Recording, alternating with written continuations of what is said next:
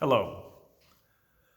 In today's day and age, there are many questions about marriage.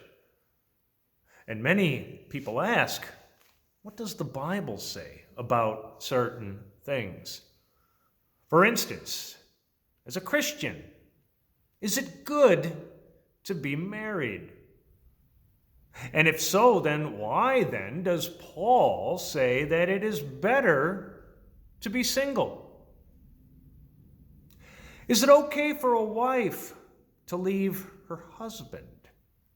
And vice versa, is it okay for a husband to leave his wife? Today we're going to be taking a look at the answers to these questions. Our text is 1 Corinthians chapter 7, Principles for Marriage. The Apostle Paul writes, Now concerning the matters about which you wrote, it is good for a man not to have sexual relations with a woman, but because of the temptation to sexual immorality, each man should have his own wife, and each woman her own husband. The husband should give to his wife her conjugal rights, and likewise the wife to her husband. For the wife does not have authority over her own body, but the husband does. Likewise, the husband does not have authority over his body, but the wife does. Do not deprive one another, except perhaps by agreement for a limited time, that you may devote yourselves to prayer. But then come together again, so that Satan may not tempt you because of your lack of self-control. Now, as a concession, not a command, I say this: I wish that all were as I myself am, writes Paul, but each has his own gift from God, one of one kind and one of another.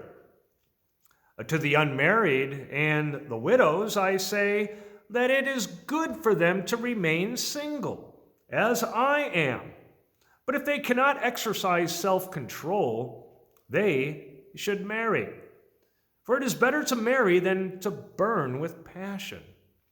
To the married I give this charge, not I, but the Lord. The wife should not separate from her husband, but if she does, she should remain unmarried, or else be reconciled to her husband. And the husband should not divorce his wife.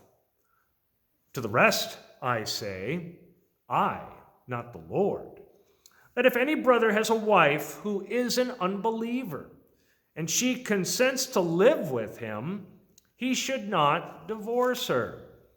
If any woman has a husband who is an unbeliever, and he consents to live with her, she should not divorce him.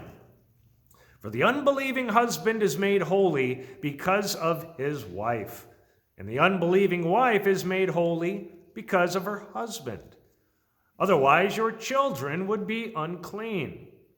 But as it is, they are holy. But if the unbelieving partner separates, let it be so. In such cases, the brother or sister is not enslaved. God has called you to peace. For how do you know, wife, whether you will save your husband? Or how do you know, husband, whether you will save your wife? Live as you are called. Only let each person live the life that the Lord has assigned to him, and to which God has called him. This is my rule in all the churches. Was anyone at the time of his call already circumcised? Let him not seek to remove the marks of circumcision. Was anyone at the time of his call uncircumcised? Let him not seek circumcision. For neither circumcision counts for anything, nor uncircumcision, but keeping the commandments of God. Each one should remain in the condition in which he was called. Were you a bondservant when called? do not be concerned about it. But if you can gain your freedom, avail yourself to the opportunity. For he who is called in the Lord as a bondservant is a freedman of the Lord. Likewise, he who was free when called is a bondservant of Christ. You were bought with a price. Do not become bondservants of men.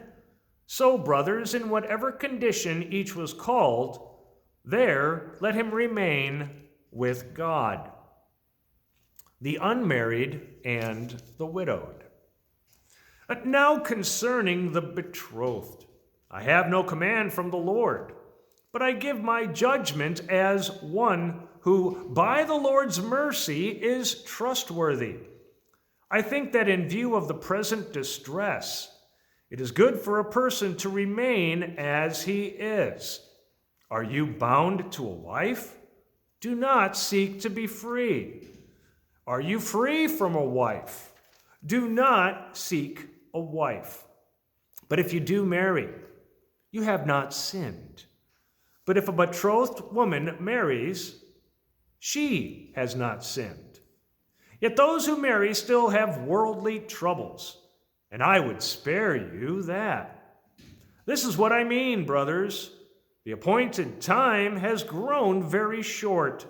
From now on, let those who have wives live as though they had none, and those who mourn as though they were not mourning, and those who rejoice as though they were not rejoicing, and those who buy as though they had no goods, and those who deal with the world as though they had no dealings with it. For the present form of this world is passing away. I want you to be free from anxieties. The unmarried man is anxious about the things of the Lord, how to please the Lord. But the married man is anxious about worldly things, how to please his wife. And his interests are divided. And if the unmarried or betrothed woman is anxious about the things of the Lord, how to be holy in body and spirit. But the married woman is anxious about worldly things, how to please her husband. I say this for your own benefit, not to lay any restraint upon you, but to promote good order and to secure your undivided devotion to the Lord. If anyone thinks that he is not behaving properly toward his betrothed, if his passions are strong, and it has to be, let him do as he wishes. Let them marry. It is no sin. But whoever is firmly established in his heart, being under no necessity, but having his desire under control, and has determined this in his heart to keep her as his betrothed, he will do well. So then he who marries his betrothed does well, and he who refrains from marriage will even do better. A wife is bound to her husband as long as he lives. But if her husband dies, she is free to be married to whom she wishes, only in the Lord. Yet in my judgment she is happier if she remains as she is. And I think that I too have the Spirit of God. So far, the text.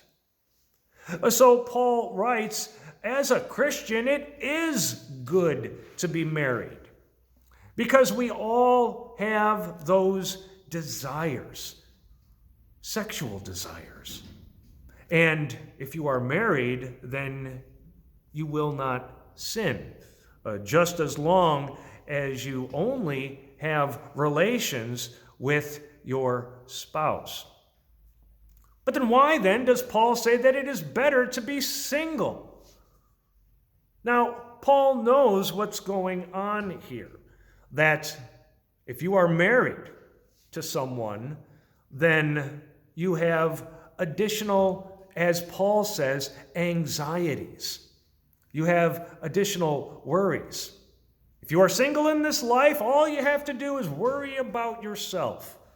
But if you are married, then not only do you have a spouse, but you also may have children too. The more people that are in your family, the more people that are in your life, this could cause anxiety and stress upon you. Paul says that it is better to be single because then we can be devoted to the Lord completely. He says that, is it okay for a wife to leave her husband? No. Is it okay for a husband to leave his wife? Again, no. What God has joined, let not man separate. However, in some cases, it is allowed. But keep in mind the sixth commandment. If you have sexual relations with anyone other than your first spouse, if they are still alive, it is adultery. Therefore, if you are married, we should all do our best to love, honor, and cherish our spouses. They are gifts from God. And when there are disagreements, we all know that they will come. Then we should repent, forgive, and reconcile. God's blessings.